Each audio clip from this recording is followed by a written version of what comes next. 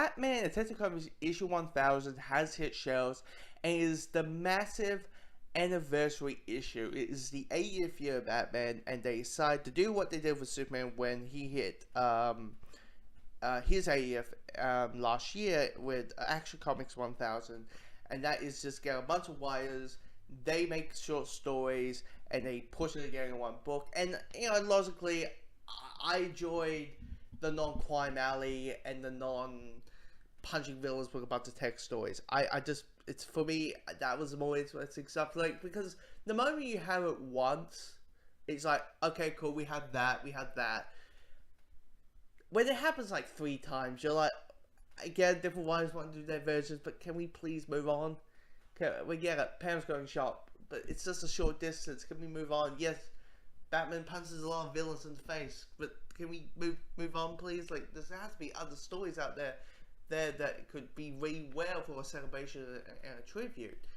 But also, you got this other, but the stories with, like, I Knew, with the Brian Michael Bendis, is well handled to the point I'm like, give this guy a full Batman one. Please give him the full give him a Batman one. Now he done with Superman. Next step, let him do Batman. He does crime so well, and his dialogue just works well with Batman. The Tom King one I really enjoyed dealing with the Bat family. You got one dealing with Robin where it's Dick and Alfred having a conversation about, should we let a kid, fight with us? Like, it's not child abuse or anything, is it? Is it? I don't think child abuse letting a 10-year-old kid, walk into a room and, fighting a bunch of people with guns. Nah, let him do it. Let's have the 10-year-old tag along. It's not like the second one's going to get hit by a crowbar and then die and then come back to God and become very vengeful. Like, it's not like that's going to happen. So yeah, that kind of, that story's pretty well. Wasn't a big fan of the Paul Dini one. Wasn't a big fan of that one. But I will say this, guys. They announced the Arkham Knight was going to be in this. Introducing the Arkham Knight into the DC universe. Holy crap! I'm curious, and it's not Jason Todd. Like, it's not Jason Todd because Arkham Knight was in one of the Arkham games, and it was Jason Todd, but Jason Todd's Red Hood. So it'll be interesting who's that. I do want to read it. I am curious who is the Arkham Knight.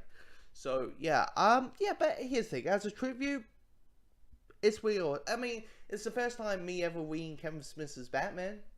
I'm like, holy crap! I do want to pick up, read his other Batman stories. First time ever me reading a Danny O'Neill story. Yes, that's right. Me, Mr. I'm a giant Batman fan, never read things past The Dark Knight Returns.